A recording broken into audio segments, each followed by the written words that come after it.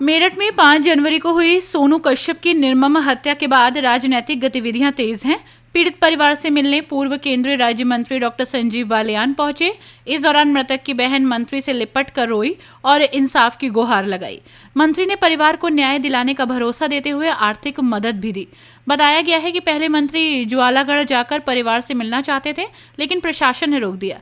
इसके बावजूद मंत्री ने दादरी में परिवार से मुलाकात की और कहा कि उच्च स्तरीय जांच कराई जानी चाहिए, क्योंकि स्थानीय पुलिस पर भरोसा नहीं है। इससे पहले आजाद समाज पार्टी के अध्यक्ष चंद्रशेखर आजाद और समाजवादी पार्टी के सांसद हरेंद्र मलिक भी परिवार से मिलने गए थे, लेकिन उन्हें पुलिस ने रोकने की कोशिश की। हरेंद्र मलिक आखिरकार परिवार से मिल सके और मदद का आश्वासन दिया।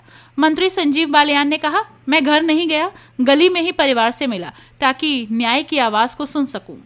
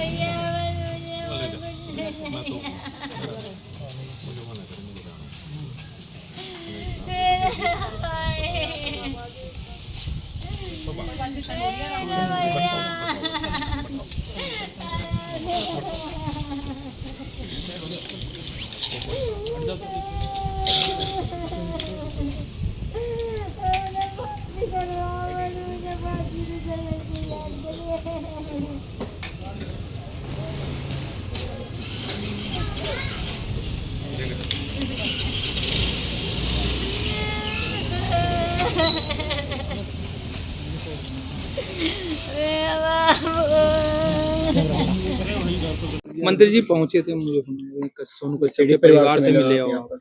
परिवार से मैं दादरी में भी मिला था, क्योंकि पहले मैं ज्वालागढ़ जाना चाहता था तो प्रशासन ने कहा कि दादरी मिल लीजिए। फिर दादरी से परिवार मेरे साथ ही यहाँ तक आया।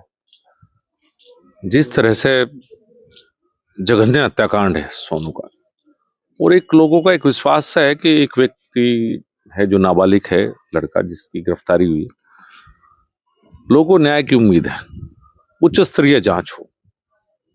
जब वहां की पुलिस के ऊपर भरोसा नहीं है लोगों को, तो कोशिश की जाएगी कि सरकार उच्च स्तरीय में एक जांच कराए।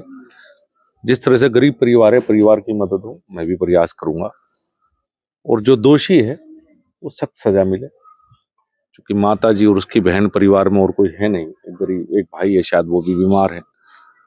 पता नहीं किस तरह के हत्यारे हैं जो थोड़े से पैसे के लिए एक गरीब व्यक्ति की इस तरह से जान ले सकते हैं। इससे दर्दनाक घटना, ऐसी घटना तो कभी कभी होती है, तो उच्च स्तरीय जांच हो, बात करेंगे लखनऊ में भी, और इन्हें परिवार को न्याय मिल सके। पहले कपसाड़ और अब इस हत्या को भी जातियों में बांट दिया गया है, जाति के हिसाब से देखा जा रहा है। देखिए, मैं तो इस बात को स्वीकार नहीं करता। अपराधी तो अपराधी। इसके पास जो बताया परिवार ने, जो रिश्तेदारों ने वहां पे बताया, ज्वालागढ़ के पैसे थे, पैसे लूट कर हत्या की गई है। तो इसमें हत्यारा है, उसकी कोई जाति की बात इसमें बिल्कुल भी नहीं है, वो कोई भी हो सकता था। तो इसमें जाति में तो इसे बांटना नहीं हमें, लेकिन परिवार को न्याय मिले, ये महत्वपूर्ण। परिवार की मदद की है आपने, सरकार से भी बात, जो मैं अपनी तरफ से कर सकता था वो मदद मैंने की है, और सरकार से भी मैं उम्मीद करूंगा और बात भी करेंगे कि परिवार की मदद सरकार की तरफ से निश्चित रूप से हो। मंत्री जी, एक सवाल खड़ा है, विपक्ष के नेता आते हैं उनको रोक दिया जाता है, पक्ष के जितने भी नेता हैं वो लगातार परिवार से मिलते भी हैं, तो ऐसा कौन सा आदेश ऊपर से आता है कि जो विपक्ष के नेताओं को पहले रोक दिया जाता है? उनके आने से क्या कोई किस स्थिति खराब होती है, क्या होता है?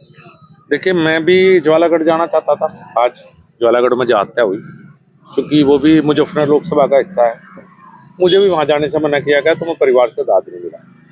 परिवार मेरे साथ ही यहाँ तक आया है। मुझे भी यहाँ पुलिस अधिकारियों ने कहा कि आप घर मत जाइए, आप गेस्ट हाउस बैठ लीजिए। मैंने कहा मैं गली में मिल लूंगा, मैं गेस्ट हाउस नहीं बैठना चाहता। अब ये तो प्रशासन ही इसका देगा, लेकिन अगर आप कहते हैं पक्ष वाले जा सकते तो मैं पक्ष वाला ही खड़ा हूँ और मैं बाहर ही खड़ा हूँ। मुझे भी घर तक जाने के लिए मना किया है। तो ऐसा नहीं कि वो पक्ष और विपक्ष अब वो तो वही बताएंगे वो रोक क्यों रहे हैं, मैं तो इस बात को ठीक नहीं मानता। लेकिन चूंकि जब वो कह रहे हैं तो ये बात ना चले कि पक्ष वालों को जाने दिया जाए, इसलिए मैं भी बात। अपनी राय हमें कमेंट बॉक्स में ज़रूर दें। ऐसे ही लेटेस्ट अपडेट्स के लिए हमारे चैनल रॉयल बुलेटिन को लाइक, शेयर और सब्सक्राइब करना ना भूलें।